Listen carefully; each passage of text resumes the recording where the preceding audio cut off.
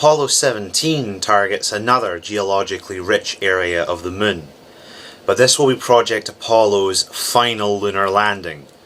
Budget cuts force us to cancel Apollo 18, 19 and 20, already scheduled. And now Apollo 17 is the end of our lunar landing era. December 1972, the Saturn V rocket is rolled out to pad 39A. This will be the last time that men ride the rocket. The commander for Apollo 17 is Gemini 9 and Apollo 10 veteran Gene Cernan. This is his second trip to the Moon. On Apollo 10, he flew a lander to within 47,000 feet of the lunar surface. Joining Gene Cernan on the Moon is NASA's first scientist in space, Harrison Schmitt, or Jack as he is known by his friends. Ron Evans, this command module pilot.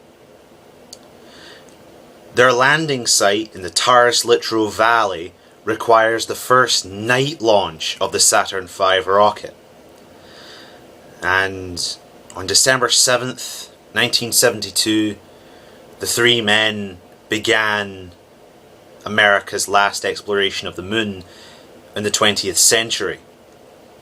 Off they went on their 4-day trip to the Moon. Seeing the Saturn V lift off at night was an incredible sight. Apollo 17 turned midnight into dawn. It was as if the sun was rising over the horizon instead of the rocket. So the three men in the command module America with the lunar module Challenger in tow journey onto the Moon.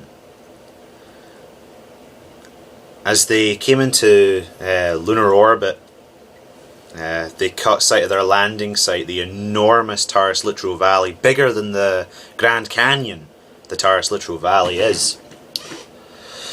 So Gene Cernan and Jack Schmitt got suited up and headed down the tunnel into Challenger and got ready to start their descent. And Gene said that he needed to go back on Apollo 17. He needed to cover the last 47,000 feet. Obviously he was not going to do something insane, but he was going to land. He had that determination that he was going to do this or die trying. So down they went, below 47,000 feet, and Capcom Bob Parker kept on saying, "You're looking real good, Gene, right down the line." And as we got contact for the final time, Gene Cernan exclaimed, "Okay, Houston, the Challenger has landed." For the final time, a lunar module touches down on the Moon. December 11th, 1972. They stay on the Moon for 3 days and spend more than 22 hours walking on the Moon. More than any other astronauts, and 11 times longer than all of Neil Armstrong and Buzz Aldrin's exploration of the Sea of Tranquility. The Taurus Littrow Valley was one of the most interesting landing sites of them all, probably only second to the Descartes Mountains. And one of the most interesting things that happened on Apollo 17 was Jack Schmitt, as he was walking along the Moon at one of their stations with the rover. They had gotten off and were exploring this segment of rocks. Suddenly looked down on the ground with at the soil that he kicked up with his feet, and he said, "Hey, there is orange soil here."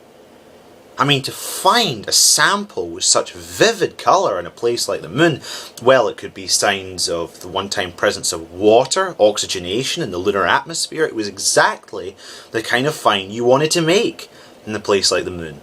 But of course it turned out to be too good to be true, because it turned out that it was not what Jack expected to be a fumarole ulceration. It was in fact plasmalized volcanic glass from a fire fountain that happened 3.5 billion years ago. But again, that did not diminish anyone's excitement or, frankly, its importance. Gene Cernan and Jack Schmitt clock the World speed record in a rover. It was 17 kilometers an hour, downhill. And Jack Schmitt said he thought that even Gene Cernan, with all his test pilot macho, felt that was a little fast. And after their 3 EVAs,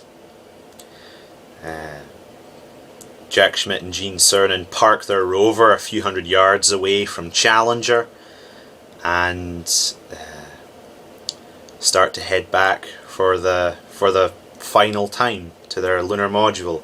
And they had an interesting personal experiment to do while they were on the moon, was to take one of their hammers and throw it as hard as they could, just for fun, to see how far it would go. And Jack Schmitt, being the geologist, got to throw the hammer, and Gene said, "Sure, you're the geologist, you ought to be the hammer thrower, just don't hit the lem."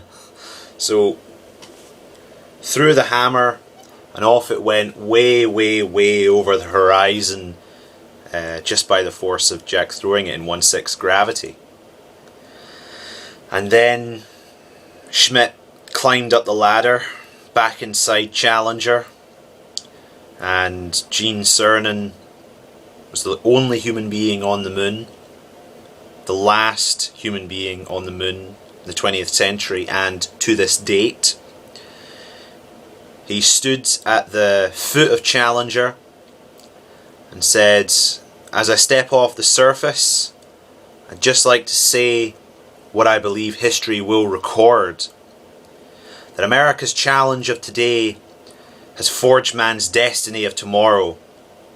And as we leave the moon at Taurus Littrow, we leave as we came, and God willing as we shall return, with peace and hope for all mankind. Godspeed to the crew of Apollo 17. And with that, he climbed back up the ladder, and no human has been there since.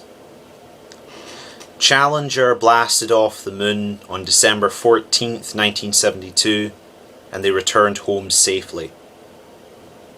We have yet to be back.